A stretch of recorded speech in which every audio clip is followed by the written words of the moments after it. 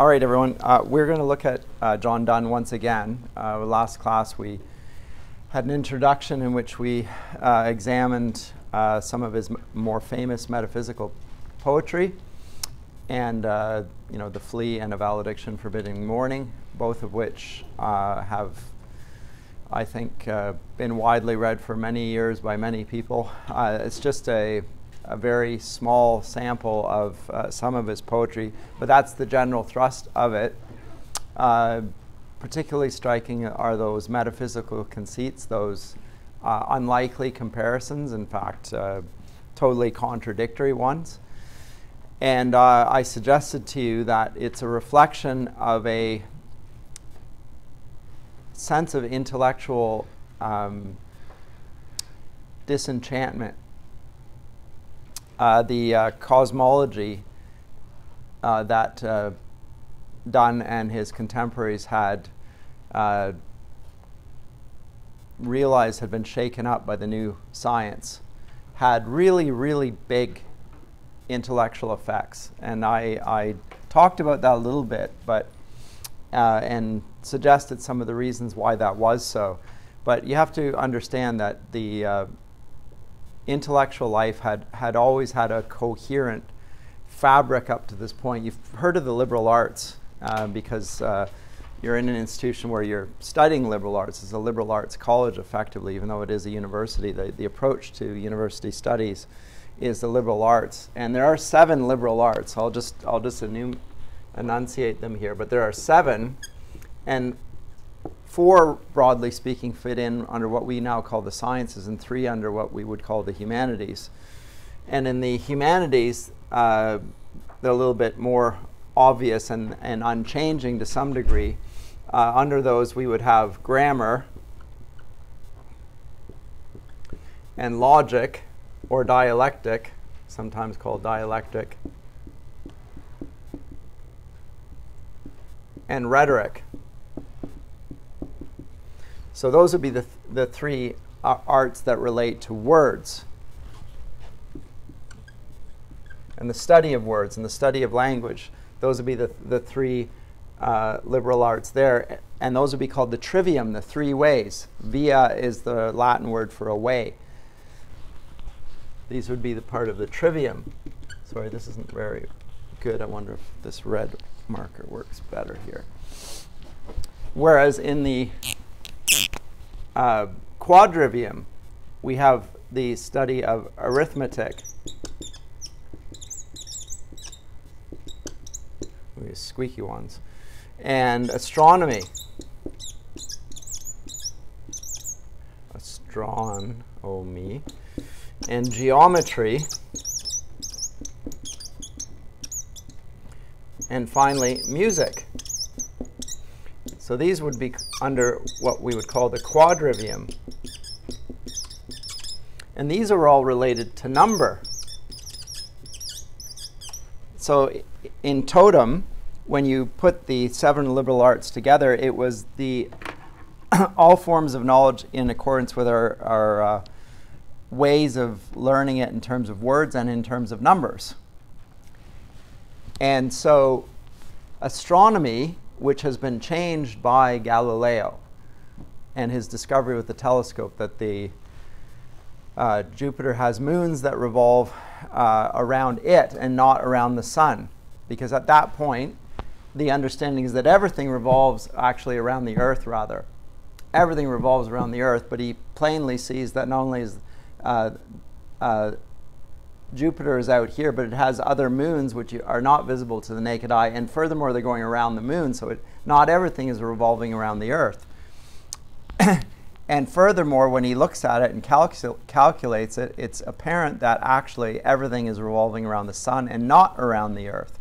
Well, that, you would say, okay, well, that's a real problem. That changes your astronomy. But if you understand that the astronomy is also pegged with their view of music, because the spheres, of which there are 7 to 8, are connected with the musical scale. And these are all mathematically precise. So arithmetic is connected to music, which is connected to astronomy, but it's also connected to geometry, the measurement of the Earth, the measurement of the stars, the measurement of of sound extension and simply the numbers themselves, it's all very precise and all interconnected. So if you break one and you say this doesn't work, well, everything goes with it. That's effectively what Donne observed last time. And so there's a great deal of speculation then. Well, how do we understand everything then? Because everything has, by the church, been connected in this way, and learning is not speculation. There isn't the sort of, it's not the age of scientific endeavor of experiment. That's coming, of empirically verifying, testing, and then verifying what is there. There's a sense of there is knowledge, it's real knowledge, it's logical, in fact it's utterly logical, and you can know it, and you can pass it on, and you can literally know it all. But now there's a sense that actually all the old certainties are not there anymore. We have to rethink that. And how deep does that go? Well, the sciences certainly are going to get reformed. So Descartes, who comes up with the new philosophy, is very interested in mathematics himself, and so is Blaise Pascal, a later French theologian, philosopher, mathematician. You probably know both of them. And they rejig all sorts of mathematical fields. And so science is changing as a consequence of this shift. And the poetry reflects the attempt to hold together these discordant opposites. So it doesn't say that the old system was better, because to do that would be to deny the truth of the new observations, and they seem incontrovertible. But on the other hand, they're not willing to throw out the old. So they want to affirm the new, but they don't want to throw out the old. So how do they hold them together? Well, they don't fit. So the way that the poets present it, which I think is a very creative way, is to present it in terms of these metaphysical conceits, which are as I said last time, the comparison of two things that don't actually compare. These are two things that are incommensurate. There's no comparison between these things at all. And so there's that's the characteristic of the poetry of the day, but it will hold on to certain ancient ideas. And I'm going to reiterate these, and then we'll move on to look at John Donne's Holy Sonnets, which are a series of 19 poems that he published posthumously. So when he died, they were published by the heirs of his estate or whatever, not in 1633. But this idea of the microcosm and the macrocosm is there throughout the ancient world. This is not a new idea. The idea that everything relates to everything else. And in fact, a human being is a small representation of the truth of everything. So when we looked at Plato in his Republic, I said to you, you might forget because it was a long time ago and first semester is a bit of a killer, I understand. But back when we looked at Plato, I said that the study of the Republic was actually a study of justice. Plato wanted to investigate what justice is. It started off with a debate. Thrasymachus says that justice is the powerful getting what they want. It's a very cynical statement. Most people agree with it today. Justice means that the wealthy people get to pay the lawyers and influence the justice system so that they get the verdict that they want. That's what justice is. In other words, there is no justice. It's just what we call justice. Very cynical view. Plato says not so. There is such a thing as justice, and I'm going to demonstrate it. And then that's what the Republic is about. It's the study of justice. And he makes this analogy, said there is justice for an individual and justice in general, but let me, rather than talk about it in those terms, let me make an analogy. And the analogy is, rather than look at an individual, let's look at a whole city. And we'll look at it on a big scale. And what we look at on the big scale will also be true of the individual. So that's the microcosm, macrocosm. This is the individual, and the macrocosm is the city. And the understanding is that justice is the same for the individual as for the city. There is no such thing as social justice. right? It's a common term in our day, but there's no social justice, or if there is, it's the same as individual justice. It can't be a separate thing. It can't be a contradictory thing. It is the same thing.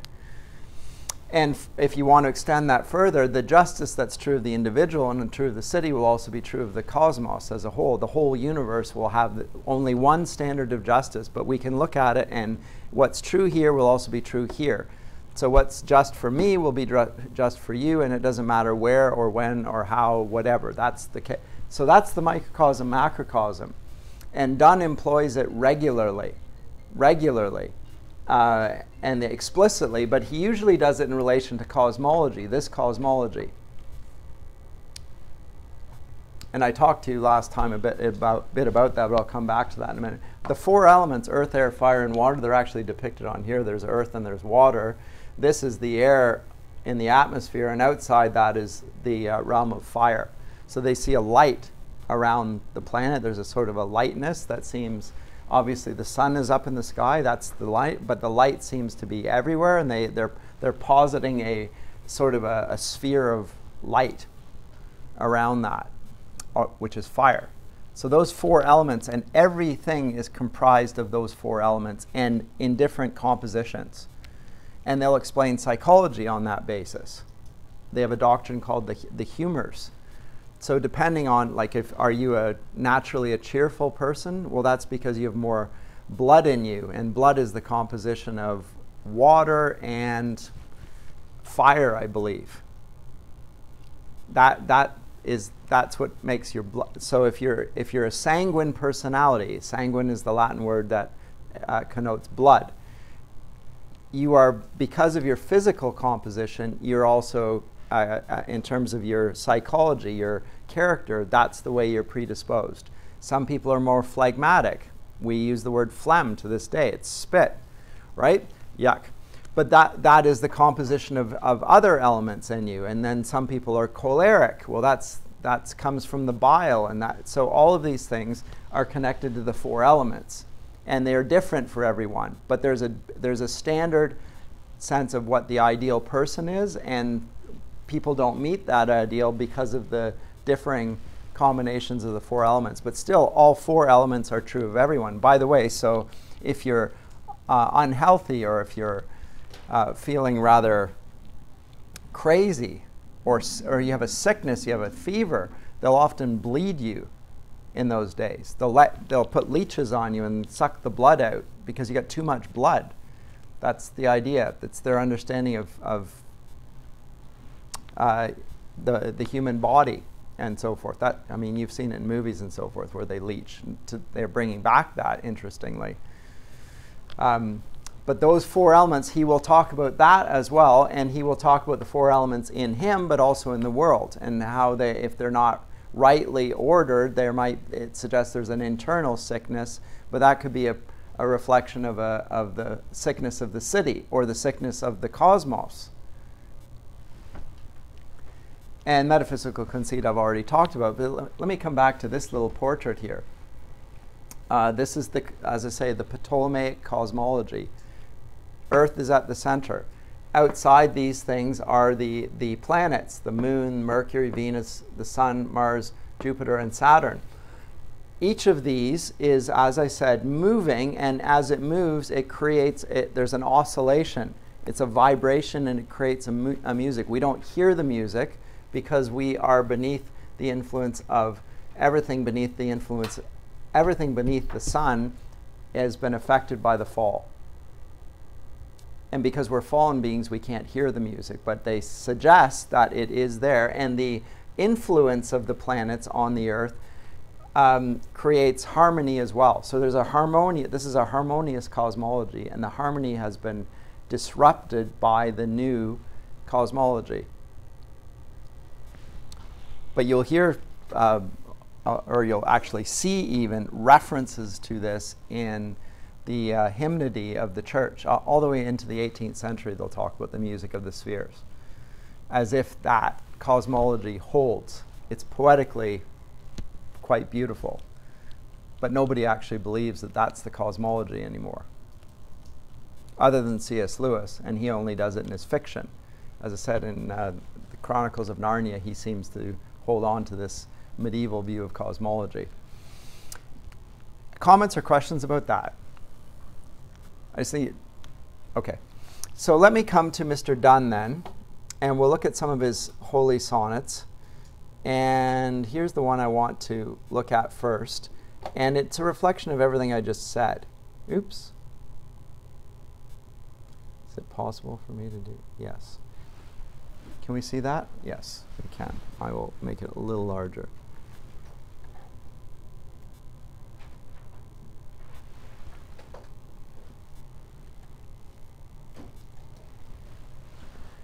Yes. Okay. So this is actually the fifth in the sonnet sequence. I think it's in your book, but I could be wrong about that. And even if it isn't, this is the one I'm going to look at. And we'll see right away he suggests, I am a little world, and the little world is again the microcosm, and he's going to compare himself to the cosmos as a whole. So he is a little world. And everything that's true of him will be true of the world as well. So the world, as a consequence of, this is Christian theology, as a consequence of the fall of mankind, the creation fell with mankind. So if you want to know why there are floods and tempests and natural disasters, it's because of original sin. And that affects not just human beings, although it's mostly in relation to us, but even the natural order has been disrupted by that. But that's how he begins this poem. By the way, it's, as I said, a sonnet sequence, and if you read them consecutively, you will see a man who is talking about sickness and the possibility of death, and then he's reflecting on different types of death. There's physical death, and then there's spiritual death. He's interested in both of them, and he sees both as related. The reason we die physically is because there is a spiritual malady that underlies it. Before the fall, there was no death for human beings, not even physical suggested. This is one of the challenges that a Darwinist takes on it, the long Earth and so forth, is that animals and people would have had to die to get to the point where you get to Adam and Eve, and that's not.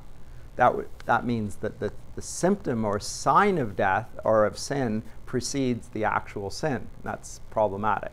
Anyway, it's just one of the issues here. But let me read this poem, and then I'll comment on it. He says, I am a little world made cunningly of elements and an angelic sprite, but black sin hath betrayed to endless night my world's both parts. And oh, both parts must die. You, which beyond that heaven which was most high, have found new spheres, and of new lands can write.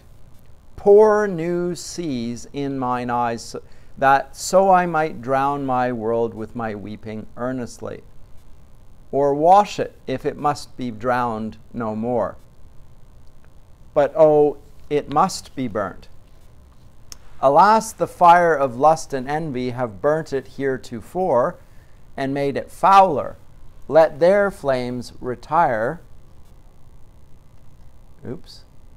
and burn me, O Lord, with a zeal, a fiery zeal of thee and thy house, which doth in eating heal. That's unfortunate. It's on two different pages there. I wonder if I can find it in a different... I don't know. I'll leave it for that for now. This is a sonnet. Does anyone know anything about a sonnet and the structure of a sonnet? How many lines is it? That sort of thing? Anyone know? You might not. It's not taught in schools these days, yes? I was about to say 8. It's not 8. No. You can see that just by looking at it. You either can't remember or don't know. Well, you can't tell from looking at this because it's thrown on 2 pages, but you can if you look at... Now, I need to shrink it a little bit. There you go. So 1, 2, 3, 4, 5, 6, 7, 8, 9, 10, 11, 12, 13, 14. Every sonnet's a 14-line poem. Sonnet is, and it's a courtly love convention. it's a courtly love invention, furthermore, by the Italian Renaissance poet Francesco Petrarch. Donne is writing in that Renaissance mode of the lyric. Shakespeare will also write sonnets. So will Spenser, so will basically every English-speaking writer of any renown writes a sonnet. But it's a new form of lyric. It's not there in the ancient world. It's a Renaissance feature, and it's connected with the courtly love tradition. So it's Petrarch, when he writes his sonnets, he's writing them to a lady whom he adores, and employs all the courtly love traditions that conventions rather that we've talked about already. You know, the woman being his like a goddess, and she looks like a goddess and acts like a goddess, and he's unworthy, but he would dearly love to be devoted to her forever, even if there's no possibility, etc., etc. You know, that's those sort of courtly love conventions that we now connect with Valentine's Day and so forth. But those are of the period, and the sonnet is the form in which they are most regularly written in terms of lyric poetry. We saw that it was in the Arthurian tradition. So it's very much a middle-aged thing. But it's a 14-line poem, and it has certain features to it, and there are different types of sonnets. The Petrarchan sonnet has an octave and a sestet. So it has an, oops, no, that's not any better than the black one, so here's the black one. Has an octave and a sestet, and all that means is an 8-line sequence and a 6-line sequence.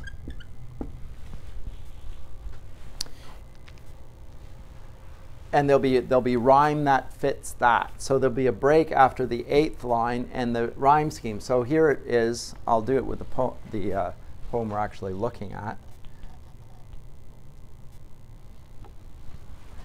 I am a little world made cunningly, and the way you do rhyme schemes with this is the end of the rhyme, the first line becomes the A, and if it repeats it, it's another A, and if it's different, it becomes the B. So cunningly, angel like sprite. So A, B, endless night. Okay, A, B, B, die cunningly. That counts as a rhyme. So A, B, B, A. High, right, might, earnestly. Same thing, actually, A, B, B, A. So this is the first lines. I wish I could write on the board here, but A, B, B, A, B, B, A suggests an octave, except for the fact that it has a comma here and runs over into the next line. So there's a little bit of question over the form of this, because poets can understand the form, and then they can also vary, they play with it, just like you do in music. There's a certain convention, expectation, and you can deviate from it. These are artistic principles. There's a convention, or rather there's an expectation, there's a form, and then you can play with the form a little bit. And this is why people remix other people's music. There's expectations, and then when you remix it, you change it a little bit.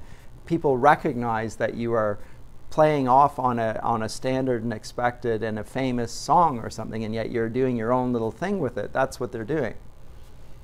And in the playing of it, they're delighting in the original, but also in your take on it, right? Because you're not just playing it and you're trying to sing it exactly like Elvis. If you're an Elvis impersonator and you sing Elvis, you want to sound like Elvis and look like Elvis.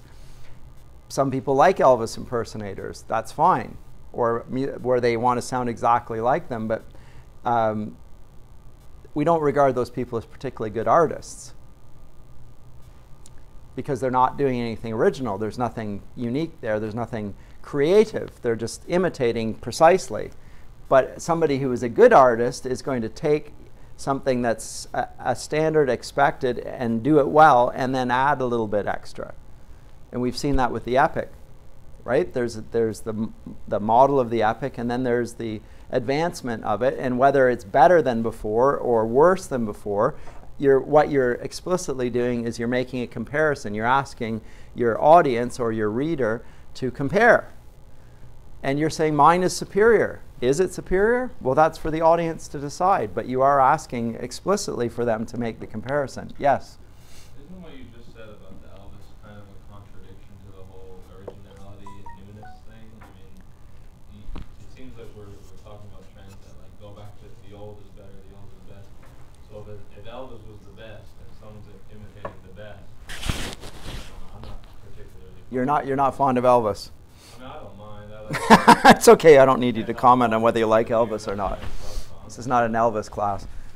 But isn't that like because they're trying to go off, I guess what some would argue, the best of that Type of music that whatever. But you said it's not because it's not original and it's not Well, new. so when I said that, so you're engaging with a broader topic that I've raised early on about the fact that modern conceptions of artistic excellence involve novelty and originality, right? And whereas ancient ones don't. Ancient ones have an understanding that there's a right way of doing things, and we can discover it, and doing it that right way is the best way of doing it. We don't have to come up with something totally new and totally original, never been done before, right? So it's more about the way as opposed to like the style.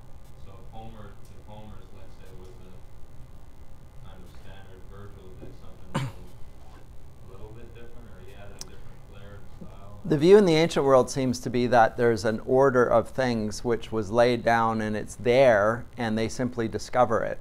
But once it's discovered, you can't alter it because it is so. Like there's a way the world works, and there's something that's good, and there's something that's evil, there's something that's just, there's unjust, and that doesn't vary with conventions. Now you can deviate from the order of things, the natural order, whatever. You can do that, you're free to do that, but you can't call it good, or you can call it good, but it doesn't mean it's going to work.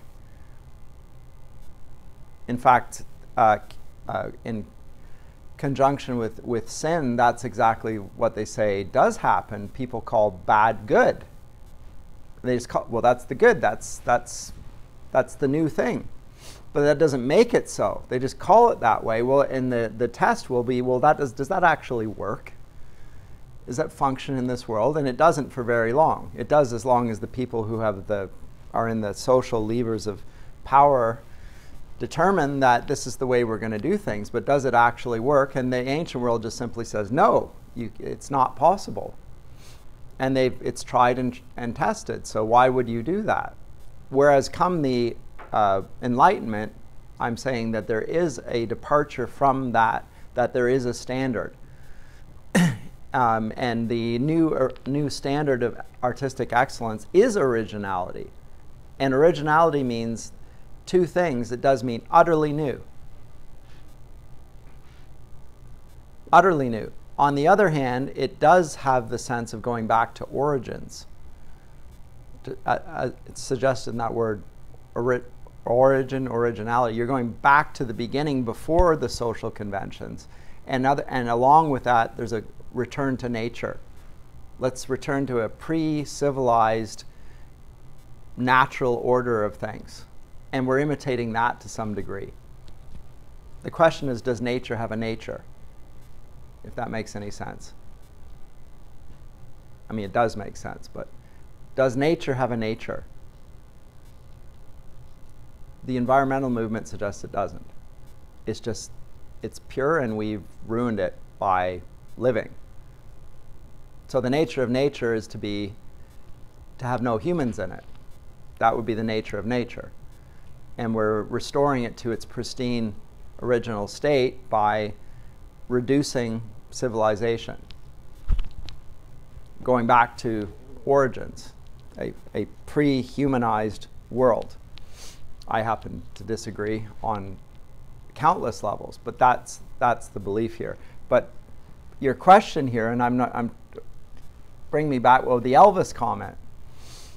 I mean, I don't particularly like it, but people do, whether they like it or not, And whether the ideology agrees with it or not, people love imitation, and they like things that they know, and they want to watch it or see it or hear it over and over and over. Your favorite piece, why is it your favorite piece? Do you get tired of hearing your favorite tune? Do you get tired of watching your favorite movie?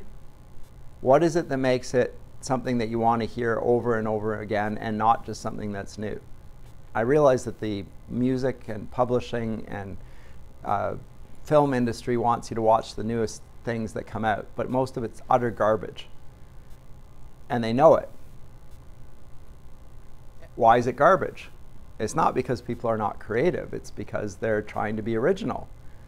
And the best stories have certain features, and you can't get away from them because they reflect the way life is. So they rehash old musical tunes, and they take up old scripts, and they release Frozen 1 and Frozen 2, and there'll be a Frozen 3 after it, because that worked rather well. Why did it work well? Because it followed the contours of a good story. It has archetypal villains and archetypal heroes, that sort of thing. So there are certain features to it, and that's what makes that work. And if you break that and try to do something different, and you try to make the villain the hero and the hero the villain, that doesn't work very well. It's very original, but it doesn't work. It doesn't appeal. So, but whereas Elvis, there's something that we like about that. I'm not saying you or me, but and that's why people do it. Children like nursery rhymes. And if it's not written rhyme, they get angry. Where's the rhyme? This is a bad nursery rhyme. It's not rhyming. And there's no happy ending. What a crap story this is.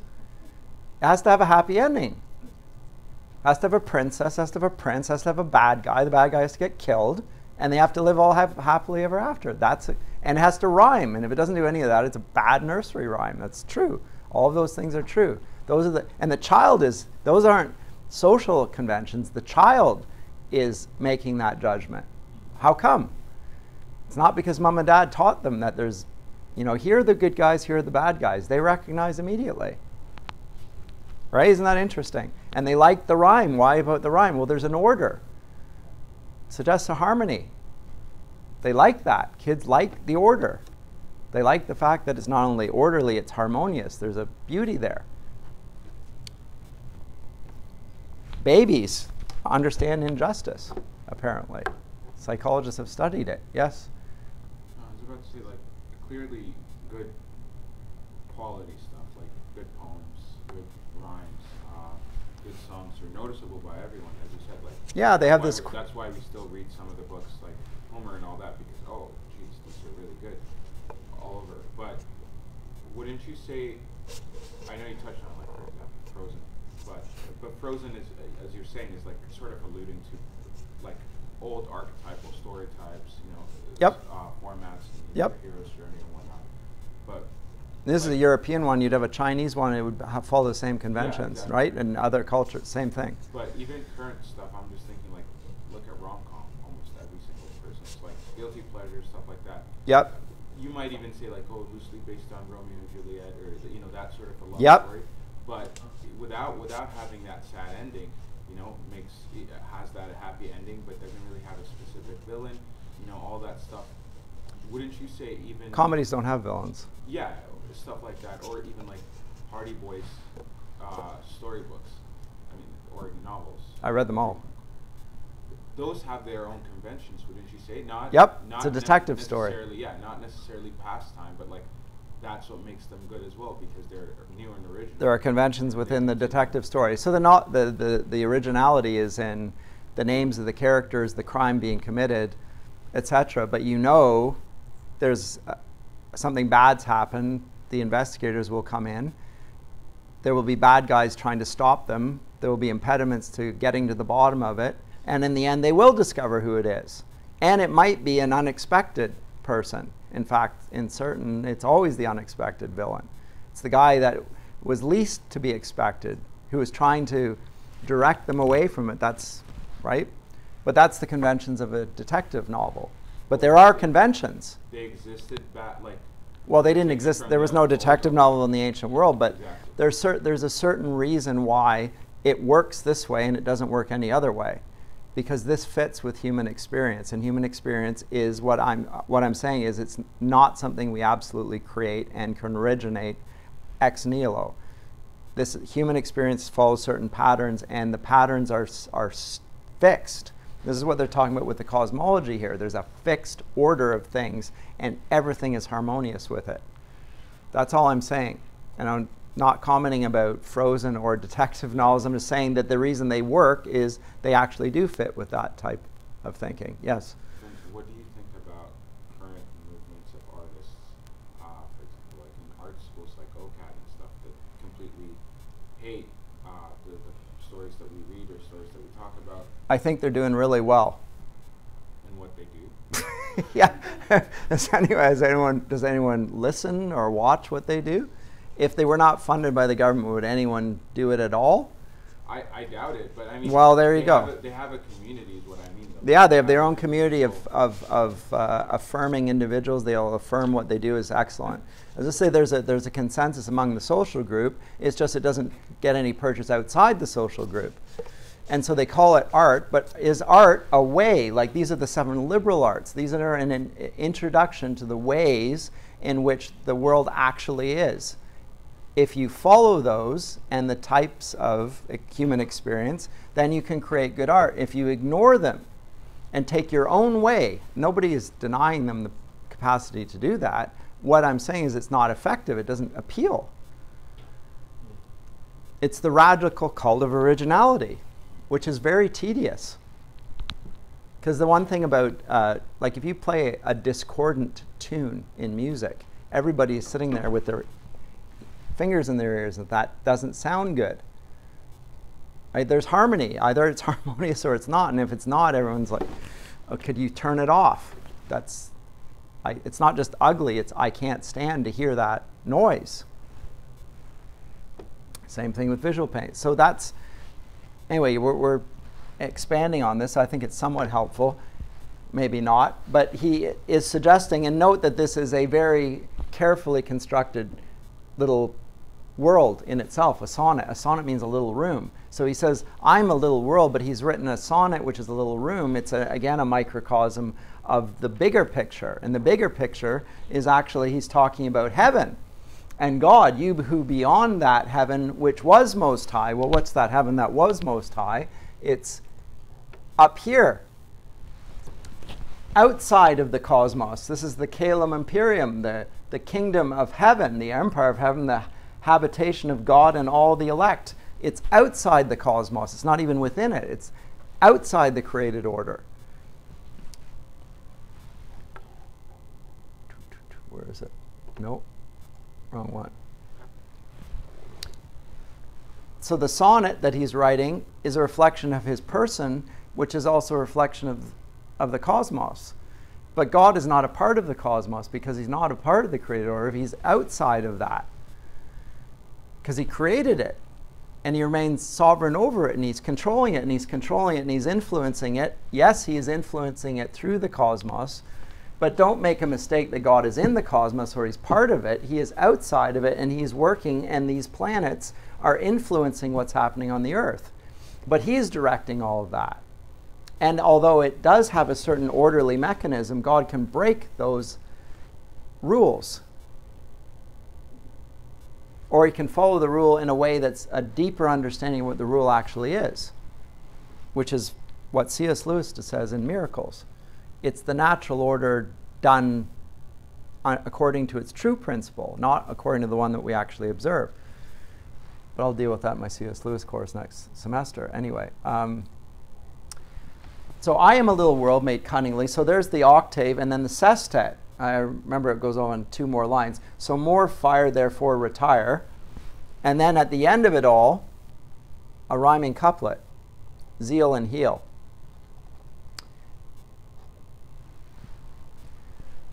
Doesn't seem to fit quite, because there is an 8 line, and then there's a 4 line, and the 4 line goes more fire, therefore retire. So it's A, B, B, A, B, B, A, C, D, C, D, E, E. A, B, B, A, and then C, D, C, D, and then a rhyming couplet at the end to conclude it. So he's playing with it a bit. It's a little novelty. The form, still 14 lines, has rhyme. It connects in certain ways, but it deviates from it a bit. It concludes with a rhyming couplet. So do Shakespeare's sonnets, by the way. Always conclude with a rhyming couplet. It's a very tight ending. It's a very orderly ending. Like a rhyme, consecutive rhyme is very orderly. It reflects Shakespeare's view of life. There is an order to things, and it's divinely ordained for all of the conflict.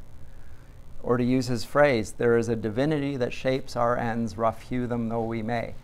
So we try and order things, but actually there's a God who orders even our orderings. And sometimes our orderings try and create art that works on its own. It doesn't work. God can draw a straight line with a crooked stick.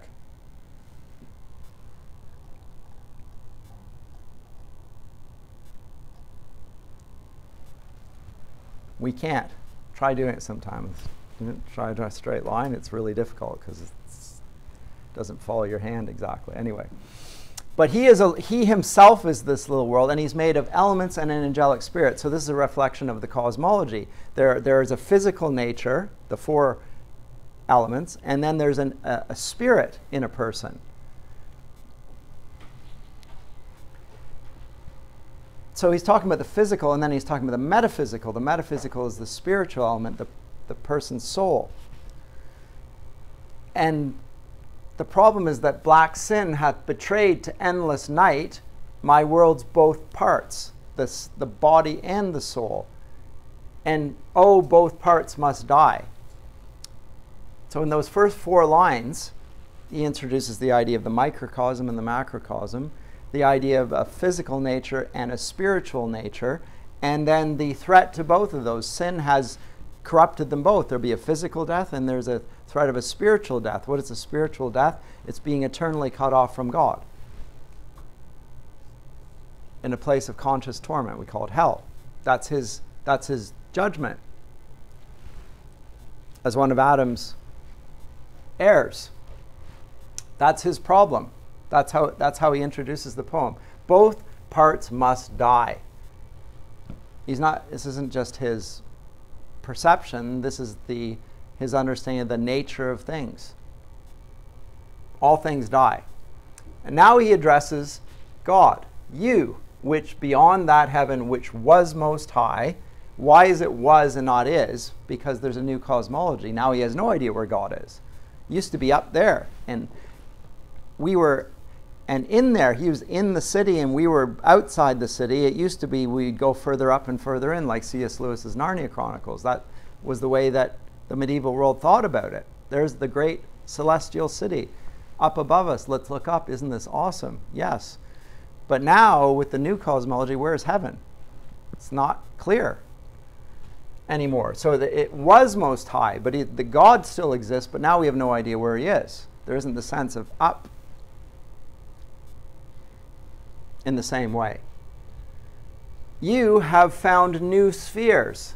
New spheres. So the old spheres, the music of the spheres, the Ptolemaic cosmology, now there are new spheres. Well, how do they work? Because actually God is the God of truth, and all truth is God's truth. So if the new cosmology is true, then God must be in agreement with it, because God is true and his ways are right always. So if there's a new science, well, let's embrace it. And of new lands can write. Now, of the new lands, he's probably referring to the discovery of the Americas, unknown to medieval Europe or the ancient world. So when they discovered the Americas a few centuries before this, they had no idea who it was. They thought it was India. Like that, they were trying to find a route to India. In Europe, if you want to get to India, or land of spices and so forth, Alexander the Great marches all the way to India. So do the early Christians, and in fact, they get all the way to China. You can see evidence in the language itself of exposure to Christianity. How do we get there? Well, we used to have to go east from Europe, and it'd be a land route. It's a long route. Marco Polo the Silk Road, so forth. Okay, but we've got these newfangled ships. Let's try sailing across the Atlantic, and we'll go west, and eventually, because they're not flat earthers, they don't think they're going to fall off the edge of the earth. They're going to eventually hit India. And they go and they hit, and what do they hit? They hit North America. And they call them Indians. These are the new lands, though. And so who are they? Okay, so now that we've discovered these new people who aren't Indians, who the heck are they? And how does this fit with our understanding of God creating all people from Adam and Eve? Who are these people? Are they the lost tribe of Israel? Lot of discussion. Are they human beings? How should we treat them? Some enterprising people are exploiting them and putting them in slavery. The church is saying you can't do that. They're human beings. You must not do that. It still happens. Not everyone listens to the church, lo and behold, even in the Middle Ages. But there are edicts from the Pope saying you cannot enslave them. They have integrity. These are human beings. But these are new lands. And so he says, in response to the problem of black sin, let's wash it away. Pour new seas in mine eyes, that so I might drown my world with my weeping earnestly. So the problem with his world is that it's blackened by sin. Okay, let me cry it out. And the crying is considered and compared to a drowning. You're totally flooding the world. Right? The microcosmic scale, the macrocosmic. Floods of tears, we talked about it in his last poem. But as we know in Genesis, God promises never again to flood the earth. He will never again do it. So that's not an option. And that's what he's talking about. Or wash it if it must be drowned no more. Baptism. We'll just wash it in the waters of baptism. That sort of cleaning. But the problem is that he's heard again in Scripture that in the end of all things, in the eschaton, in the new heavens and the new earth, there will become a fire from heaven.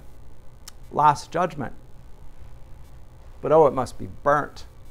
So drown it, wash it, okay, maybe not. Oh, you say it's going to have to be burnt. Okay. There are different types of burning.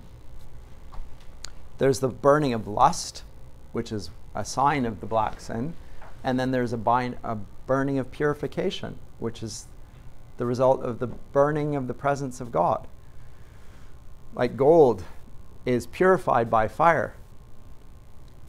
Human beings are purified by trials and overcoming them, right? So he's playing on these various senses of burning, water, temptation, trials. Alas, alas, the fire of lust and envy have burnt it heretofore up till now. I've had fire all right, but it was the fire of lust. That's the very reason why I'm going to be destroyed. Both parts will die. And they've made it fouler. That sort of fire. The fire of lust, the fire that Dido had. The fire that Dante spoke of in the 5th canto with Paolo and Francesca. That sort of fire. The fire of lust and corruption. How about a different sort of fire? Let their flames retire and burn me, O Lord, with a fiery zeal of thee and thy house, which doth in eating heal. It consumes. We talk about a fire consuming things, but it doesn't consume what is lasting, everlasting. Right? The reference to God's judgment is that he will burn away all things that are not of him. Right? There will be no hay or stubble, nothing. Nothing will be left up but what God has made. So the new creation that God has made in you, that will last the judgment. Make sure that your works are in accordance with it. So it's a sort of a prayer. It's also a reflection on his present state. And note that he's not there yet, and he's making a commandment at the end. Let their flames retire. He's not telling God what to do, but he is wishing for a transformation, which he has not yet experienced. You get it, roughly? even if you don't, these are the contours and the types of language that he will use repeatedly.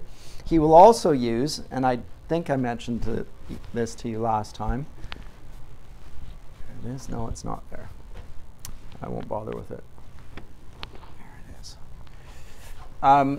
He also, rather than use the courtly love imagery of lust, and the courtly lover will play with Scripture and its imagery. And one of the images that is frequently used is that of the bride and the bridegroom. Ephesians 5:21 to 33 roughly, which you'll see reflected again in Revelation.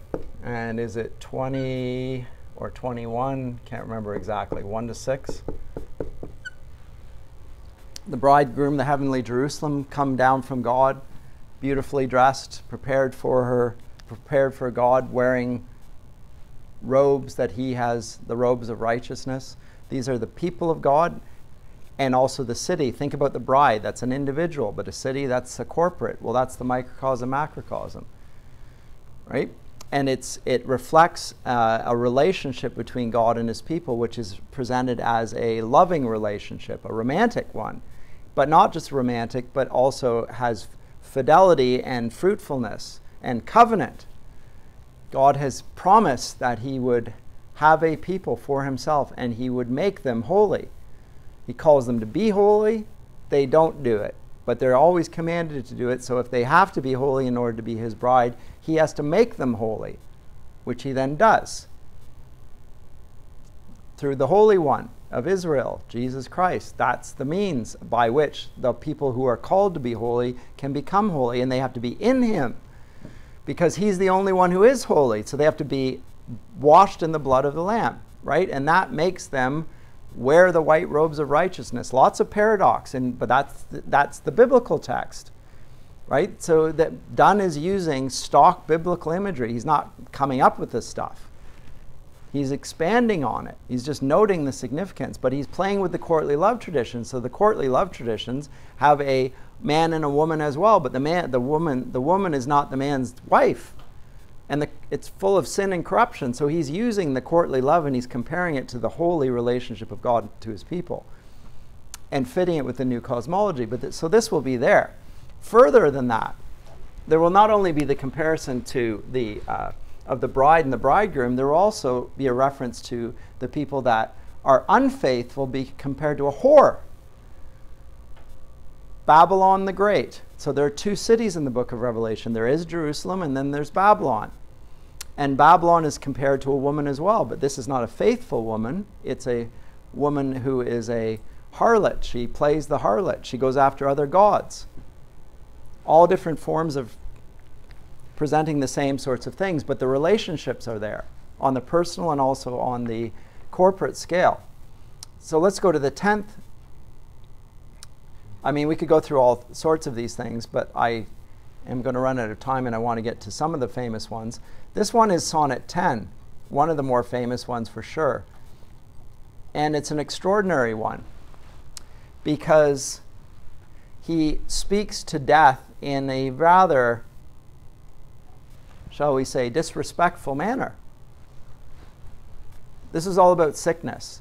Two types of sickness. He's physically sick, and the physical sickness may lead to death, but more of greater concern is the spiritual death. Jesus says, don't fear the one who will kill your body, fear the one who will cast your soul into perdition. Right? Don't worry about the physical death. That's of far less importance, although it's connected to spiritual death. Think about the spiritual things.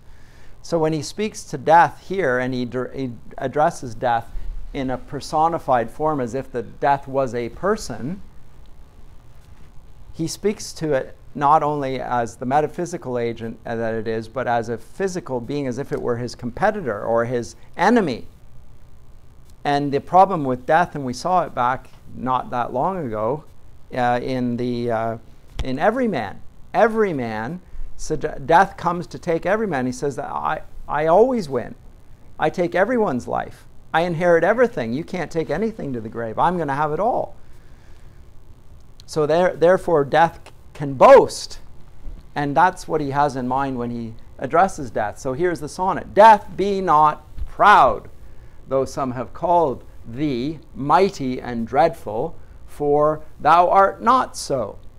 For those whom thou think'st thou dost overthrow, die not, poor death, nor yet canst thou kill me.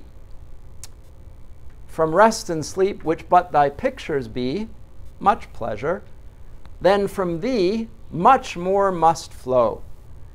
And soonest our best men with thee do go, rest of their bones and souls' delivery. Thou art slave to fate, chance, kings, and desperate men, and dost with poison, war, and sickness dwell. And poppy or charms can make us sleep as well and better than thy stroke. Why swell'st thou then? One short sleep past, we wake eternally, and death shall be no more. Death, thou shalt die. Thoroughly biblical, the entire poem. All of the themes.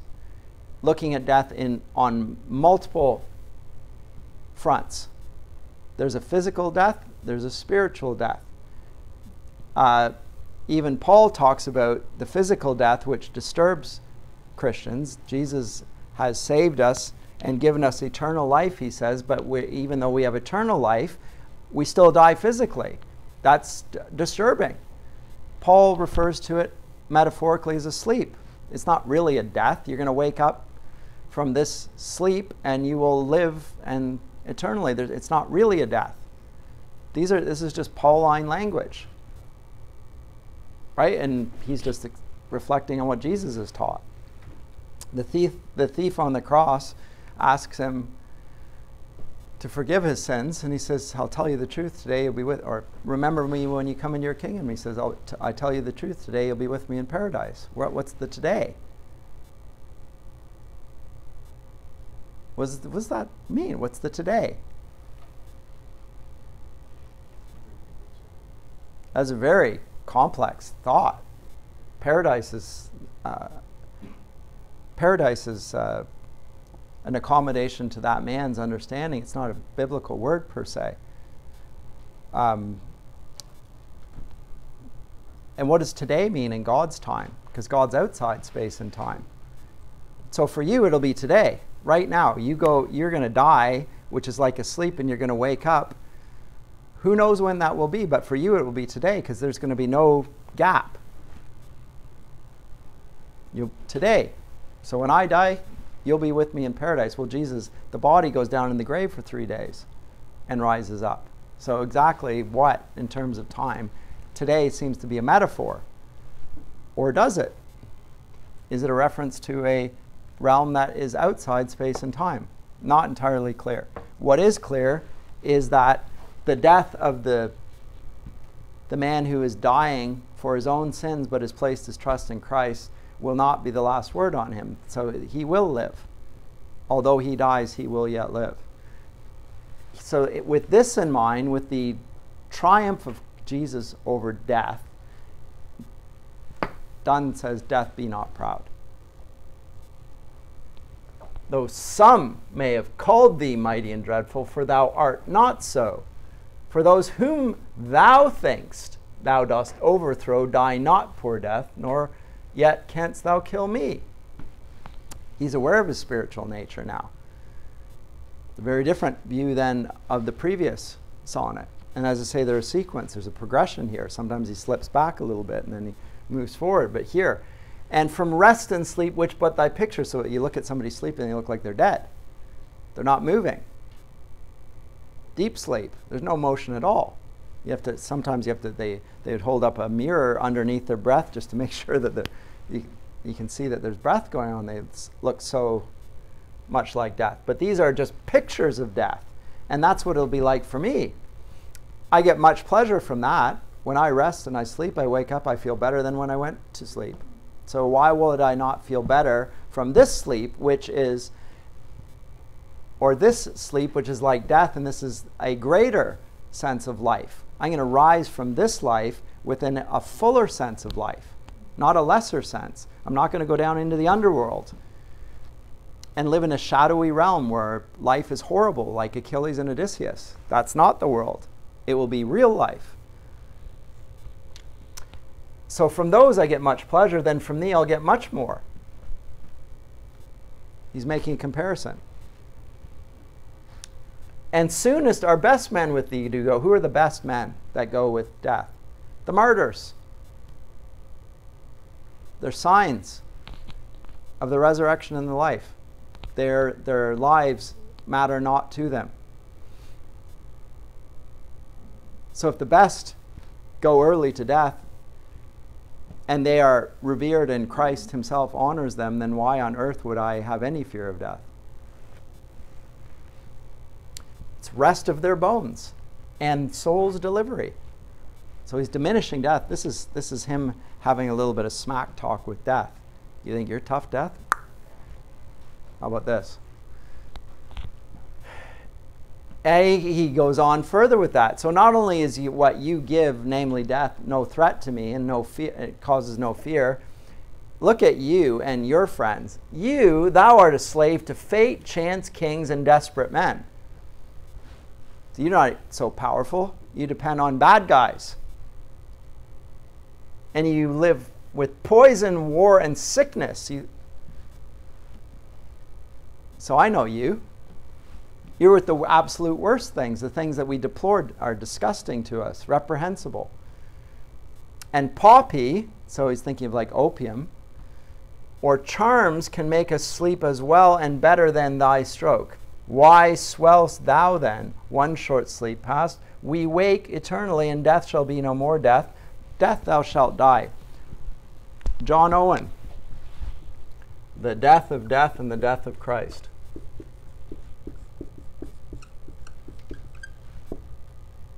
In the Death of Christ. Not written for another, I don't know how many years. 50 years? Probably not even that. Puritan author, but reflecting exactly on what Donne is talking about here.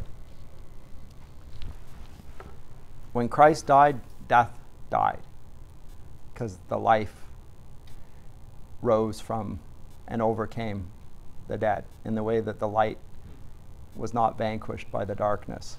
That's what Donne's talking about. Note the form is again a sonnet, and he again concludes with a tight rhyming couplet. I've got 15 minutes, so what if this present world were the world's last night? Mark in thy picture. That's not what we're going to look at, though. We're going to look at Holy Sonnet 14. The whole sonnet sequence is worth doing, but I am doing 3 of them. This is the most shocking of all of the sonnets because it's directed to God. And it's directed to God, and it's using imperatives. It's commanding God. Not that he has any power to command God, but there's an urgency, a fervency. Why is there a fervency and an urgency? Because despite what he just said in Sonnet 10, which was very triumphalistic, death, you're nothing, I'm not afraid of death. The problem is he keeps on sinning. And he keeps on falling down. And so he contradicts the very thing that he said, that he has conquered death and sin with death, because the two come together. Death is a consequence of sin. So he's not afraid of death. Well, then that means he's overcome sin. Aha! But here's the problem. He's still sinning. So if he's still sinning, does the death that he's going to have, does it actually lead to life? There's the conflict. Paul himself is worried about this. Look at Romans 7. Why do I keep on sinning? The sin I don't want to do, that's what I do. I keep on doing. Who can rescue me from this body of death? Well, thank God. God can, right? But I can't. But here's my problem. It's a dilemma that Paul, as a Christian, faces. It's not a pre-Christian Paul. It's the Christian Paul. Christians are sinners who've been saved by grace, but they remain sinners. It's just the sin doesn't determine their outcome. God's grace does, but they have to forgive their sins, repent of their sins, move on from them. But anyway, but he begins with a knowledge in this of his sinner state. And so he calls on God to do something about it. Batter my heart, three-personed God, for you as yet but knock, breathe, shine, and seek to mend, that I may rise and stand, o'erthrow me, and bend your force to break, blow, burn, and make me new. I, like an usurped town, to another do, labor to admit you, but owe to no end. Reason, your viceroy in me should defend, but is captive, and proves weak or untrue. Yet dearly I love you, and would be loved fain. Fain means dearly. But am betrothed unto your enemy. Divorce me. Untie or break that knot again. Take me to you. Imprison me, for I, except you enthrall me, never shall be free, nor ever chaste, except you ravish me. This is one of the more disturbing, triggering poems you could read. There's a trigger alert on this poem. God is speaking here as a sinner. He's speaking as every man. He's speaking as if he were a woman. Because of course he is. He's the bride of Christ. But the bride of Christ is the people of God. It's not just women. So I think we have to say that at the outset. This is not even when in Scripture, although there is a male and a female, there's no doubt about it. When God refers to his people, he's using metaphor. So whether you're a man or a woman, you are the bride of Christ, you corporately. Right? The collective. And it's obvious in the book of Revelation that that's so, because it's the city. But here's the problem. He is not only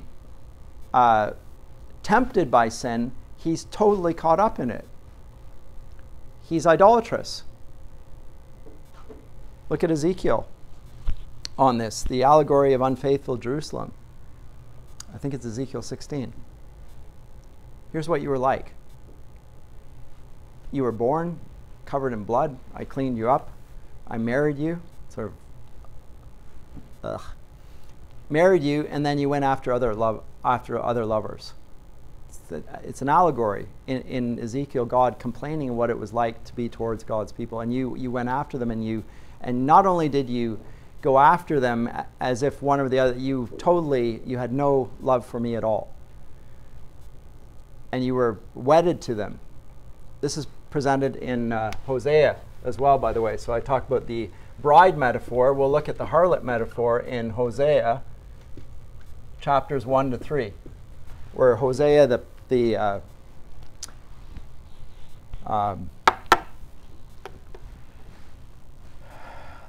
prophet Hosea, is called to act like God. So marry a harlot. You're going to know what it's like to be me. Go marry a prostitute. And then another one and another one. And then when they're unfaithful to you, I want you to forgive them and go back to them, take them back to you, and so forth. That's what it's like to be me. So that analogy. And now he's not talking about individuals. He's talking about people, although there is an individual level to it. But really he's talking about a general posture. So here's his problem. There's a city that acts like a corrupt, unfaithful spouse. So what does he need? He needs his heart battered. And the problem is at the moment he's not doing enough. Complaining about God not doing enough. It's just putting the shoe on the other foot. At the moment, you're just knock, breathe, shine, and seeking to mend. And you will note that 2 lines down, the knock will be, he'll ask, instead of knocking, break. Instead of breathing, blow. Instead of shining, burn. And instead of seeking to mend, make me new. So I don't need to, Jesus doesn't say that we're sick in our sins. He says we're dead in our sins. You can't just scrub that up a little bit, put you in a bath and wash you off and so forth. You need a new nature. How can you create a new nature for yourself? You can't.